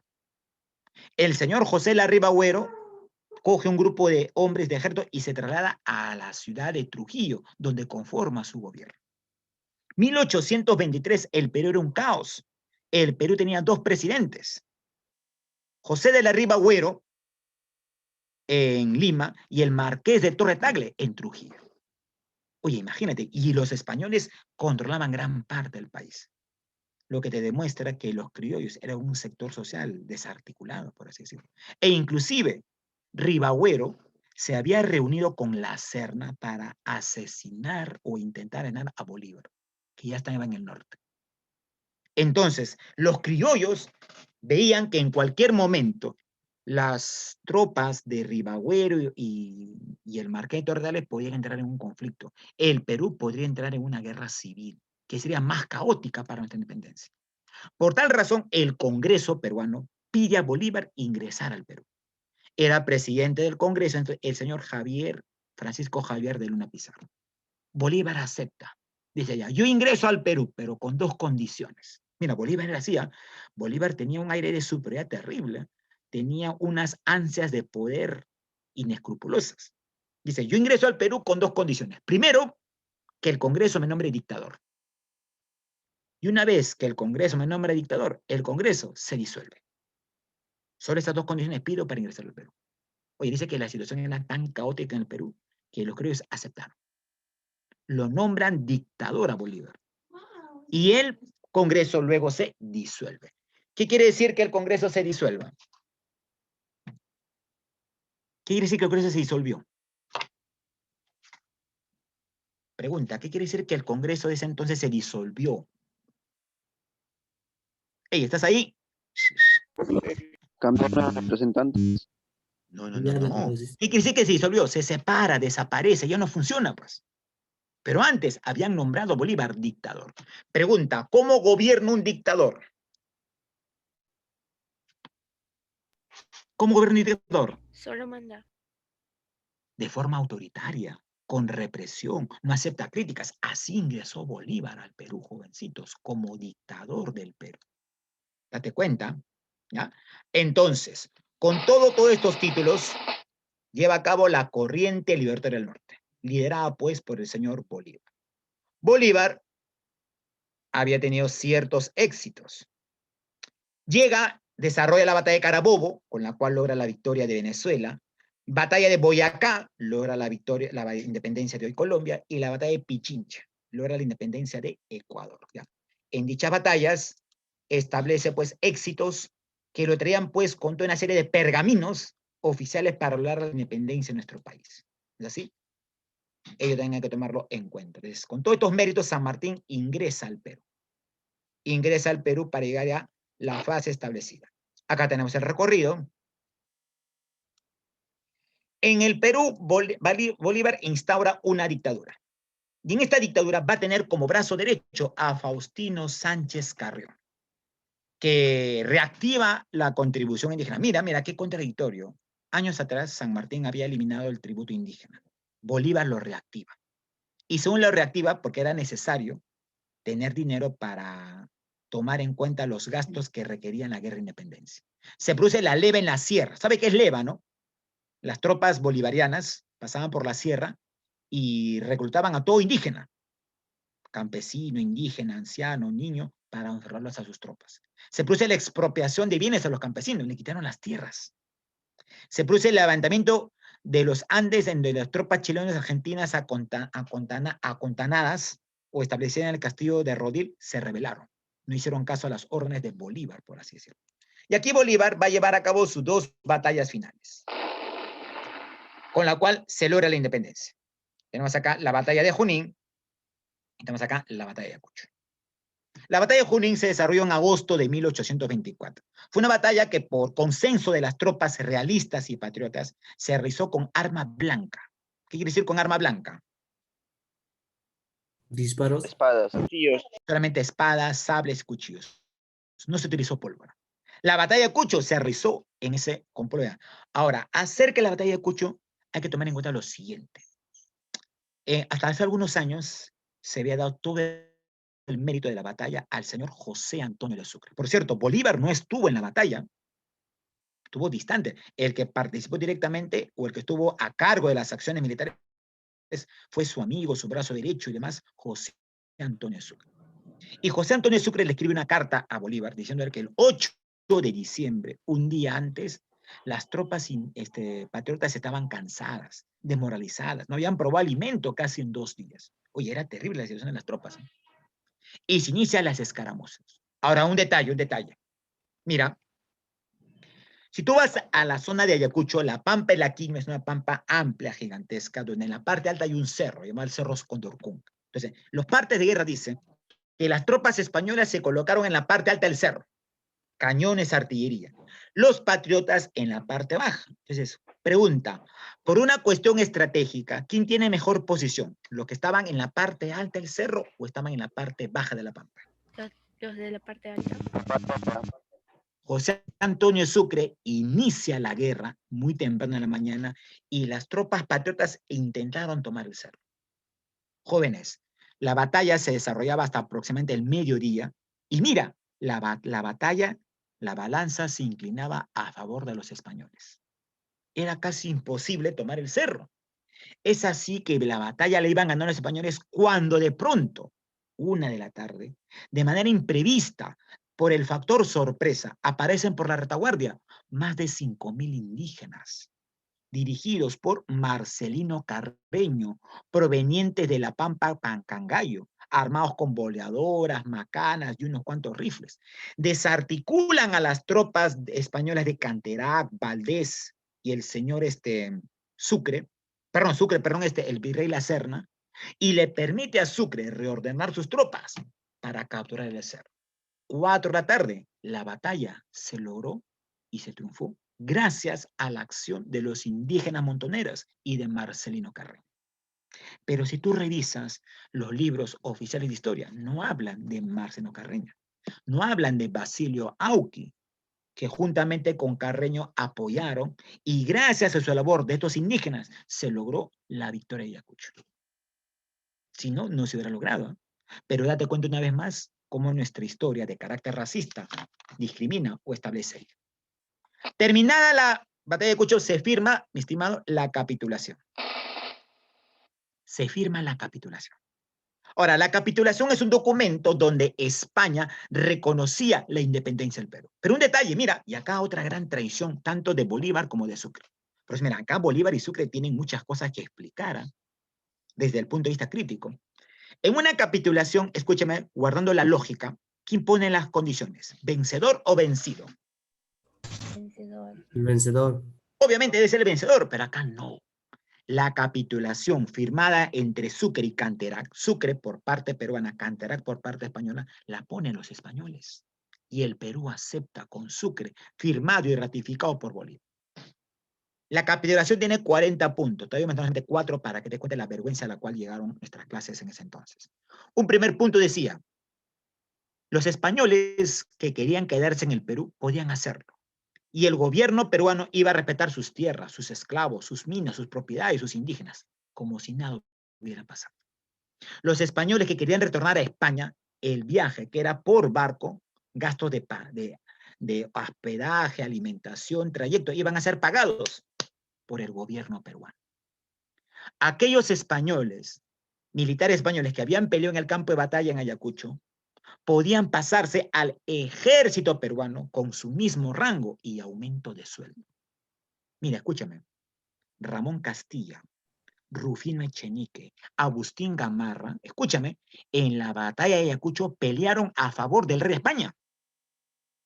Gracias a la capitulación se pasaron al ejército peruano, doblaron su sueldo y años más tarde llegaron a ser presidentes del Perú. Recuerda, ¿no? Salaverry fue presidente, Agustín Gamarra fue presidente, Ramón Castilla fue presidente. Pero en la batalla de Ayacucho pelearon contra el Perú a favor de España. Y lo peor, lo que causa indignación, España le exigió al Perú, y el Perú aceptó, el pago de una indemnización. ¿Sabe qué significa la palabra indemnizar en términos jurídicos? Devolver. Es indemnizar. Perú paga los Pagar por un daño o perjuicio. España dijo, ya, aceptamos que ustedes son independientes, aceptamos, pero, dijo, a ver, ya, pero, dice España, ustedes deben hacer un pago por pérdida económica. En ese entonces, España le exigió al Perú pagar 850.000 millones de libras esterlinas. Para la época era una fortuna y el Perú aceptó. A partir de ahí se inició la llamada deuda externa con España. En resumidas cuentas, la capitulación de Ayacucho, ¿a quién favoreció? ¿A España o al Perú? A España. España. Obviamente, pues, España. Y eso lo firmó Sucre y lo ratificó años después Bolívar. Entonces, date cuenta también cómo Bolívar y Sucre en una u otra forma también favorecieron a la aristocracia criolla, a la aristocracia española, que no se afectó por nada a sus intereses. Es así que Bolívar acá lleva a cabo sus planes bolivarianos. Oye, Bolívar tenía una idea política distinta a la de San Martín. Quería formar en Sudamérica una república federal. Esa era su intención, llamada Federación de los Andes. ¿Sabes qué es una república federal, no? República federal es, por ejemplo, Estados Unidos, Argentina, Brasil, son estados confederados. Una república federal quiere decir la agrupación de varios estados, donde cada estado tiene su propia autonomía, pero todos tienen centralizados a un gobierno central. Por ejemplo, tú vas a Estados Unidos, son 50 estados. Cada estado tiene su propia ley y su propia norma, pero todos están centralizados al gobierno de Washington. Algo similar quería hacer Bolívar. Quería formar una república federal con los países que él había independizado. Venezuela, Colombia, Ecuador y Perú. Oye, el proyecto era interesante, ¿eh? Para eso manda a convocar al Congreso de Panamá, 1826. Se reúnen todos, a los cuales no asisten Chile y Argentina, por obvias razones que discrepaban políticamente con Bolívar. El proyecto era interesante, pero ¿sabes cuál fue el interés? Es que Bolívar dice, si este proyecto se va a llevar a cabo, este proyecto va a tener un presidente vitalicio. ¿Y quién crees que iba a ser este presidente vitalicio? ¿Sabes qué es vitalicio, no? Claro, él mismo, es un presidente de por vida. Bueno, Bolívar tenía casi 45 años, o sea, tenía cuerda para rato, ¿eh? Entonces, él quería ser presidente de estos 4 países. Entonces, él quería establecer un autoritarismo total, único, en estos 4 países. Es por eso que los criollos de los demás países empezaron a establecer contradicciones políticas. Vieron en Bolívar ansias de poder, dictadura y, digamos, ilimitación del poder del mismo, por la cual la Federación de los Andes fracasó. Y también fracasa porque hay un país que se preocupó porque dicha confederación triunfe, Chile. Recuerda que desde que Chile estableció su independencia, su proyecto político a largo plazo era expandirse al norte. Yo te pregunto, pongamos un hipotético caso. ¿Qué hubiera pasado si este proyecto a la Federación de los Andes hubiera triunfado? Bolívar hubiera unido Venezuela, Colombia, Perú y Ecuador. ¿Tú crees que Chile hubiera llevado a la guerra del guano y del salitre? ¿Tú crees que Chile hubiera llevado a la guerra del Pacífico? ¿Sí o no? Si este proyecto hubiera triunfado de Bolívar, por así decirlo. Obviamente no, pues. Sería un suicidio para Chile enfrentarse a 4 países. Por eso que Chile, cuando se lleva a cabo el proyecto, dice que cruzaba los dedos para que el proyecto no se consolide. Porque si el proyecto se consolidaba, los planes expansionistas de Chile podían verse truncados. Y el desarrollo económico de Chile hubiera perdido. Claro, perdía Chile, claro que sí, Milagros. Entonces, date cuenta cómo algunos hechos históricos también tienen consecuencias uno como. Oigan, acá te digo, el proyecto era interesante. El error fue que Bolívar tuvo exceso, ambición de poder. Y debido a esto se ganó pues la enemistad de los sectores políticos de los países que conformarían esta federación. Y acá remata Bolívar, dice, esta federación de los Andes tiene que tener la mano amiga de un país que va a financiar, que va a auspiciar económicamente toda esta federación. ¿Qué país crees que era? Inglés. Inglaterra. Es decir, auspiciaba una total dependencia a lo que viene a ser el capitalismo inglés. ¿Ya? Muy bien, lo vamos a dejar aquí. Vamos a trabajar ya la separata. Rápidamente, otra vez se trabó esta cosa. Ya, muy bien. Entonces vamos a trabajar acá. Ya. A ver, tienes ahí la separata. ¿Te llega ahí? Rápidamente, vamos a trabajarla, ¿ya? ¿Te llega o no la separata? Habla. Sí. Sí, profesor. Ya, listo. Tómate el tiempo, ya. Un minutito. Listo. La rebelión de Tupac Amaru, dice, tuvo como una única victoria militar. ¿Qué batalla? Te lo dije en clase. ¿Cuál es la única batalla que ganó Tupac Amaru en estas conflictos? Sangarará. Sangarará. Muy bien. Sangará. La batalla de Sangarará. En enero de 1781, Tupac Amaru atacó Cusco, no pudiendo capturarla del todo debido a un cacique que había ayudado a los españoles. ¿Cómo es este cacique? Como Tupac Amaru, que se pasó al bando contrario y apoyó a los españoles. No, Francisco es el año después. ¿Quién ayuda a los españoles? Pumacahua, pues hijo. Pumacahua. La ayuda de Pumacahua a los realistas españoles. ¿Ya? Eso hay que tomarlo en cuenta, por amor de Dios.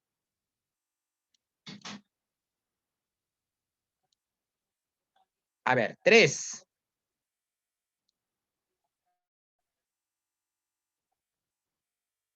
Ya, dice 3.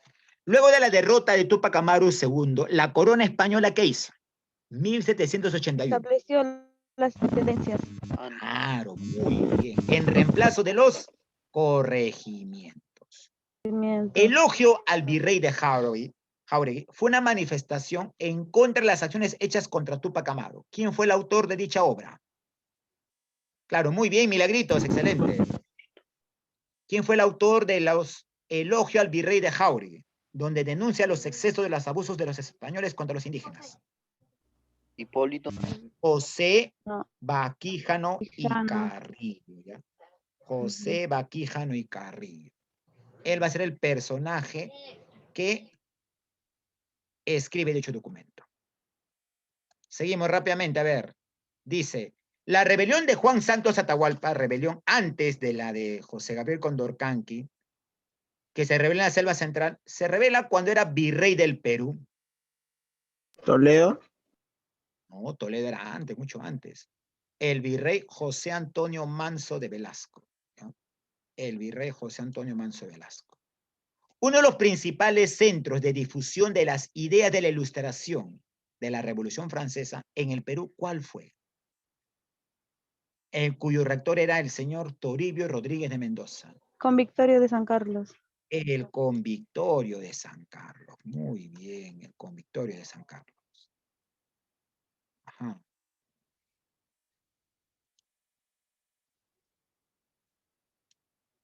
Ya.